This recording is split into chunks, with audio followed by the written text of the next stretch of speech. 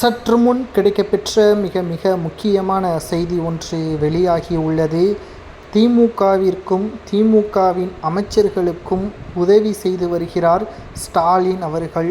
ஊழலுக்கு உறுதுணையாக ஸ்டாலின் அவர்கள் அமைச்சர்களுக்கு செயல்பட்டால் நிச்சயமாக அதற்கான நடவடிக்கைகளை மேற்கொள்ளும் விதமாக நீதிமன்றம் முடிவுகளை எடுக்கும் என்று நீதிபதிகள் புதிய உத்தரவுகளை தெரிவித்திருப்பது அதிர்ச்சியில் ஸ்டாலின் அவர்கள் இருப்பதாக நம்மால் பார்க்க முடிகிறது. கடந்த 2021 சட்டசபை தேர்தலில் திமுக வெற்றியடைந்தது. இந்த நிலையில்தான் திராவிட முன்னேற்றக் கழகம் ஆட்சி அமைப்பதற்கு 3.5% மக்கள் ஆதரவாக திமுகவிற்கு கூடுதலாக ஓட்டுக்களை செலுத்தியதுதான் திமுக ஆட்சியவே அமைத்தது. ஆனால் மக்களிடம் வரிப்பணங்களை முறைகேடாக பல்வேறு சொத்துக்களாக திமுகவின் அமைச்சர்கள் பெருக்கிக் கொண்டார்கள் என்று பல்வேறு வழக்குகளும் அமைச்சர்களுக்கு எதிராக பதிவு செய்யப்பட்டுள்ளது.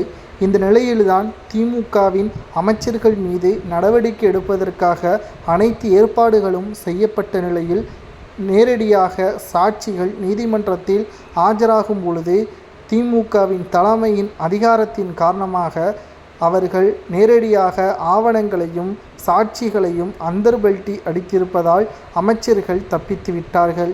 மீண்டும் இதுபோன்ற நிகழ்வு நடந்தால் முதல்வராக இருந்தாலும் கூட பரவாயில்லை, அதற்கான நடவடிக்கைகளை ஸ்டாலின் அவர்கள் மேற்கொள்ளக்கூடிய ஒரு சூழல் ஏற்படும் என்று நீதிமன்றம் தெரிவித்திருக்கிறது.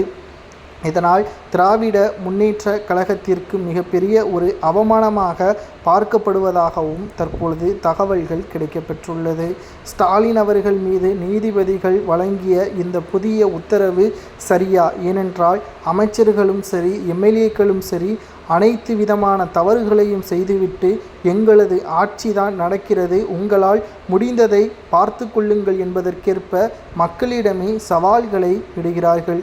தற்பொழுது நீதிபதி முதல்வராக இருந்தாலும் பரவாயில்லை, தவறுக்கு உறுதுணையாக செயல்பட்டால் அதற்கான நடவடிக்கைகளை மேற்கொள்ளும் விதமாக நீதிமன்றம் முடிவுகளை எடுக்கும், அதற்கு ஸ்டாலின் கட்டுப்பட வேண்டும் என்று நீதிபதி கூறியிருப்பது நீதிபதியை பாராட்டலாமா என்பதை கமெண்ட் வாயிலாக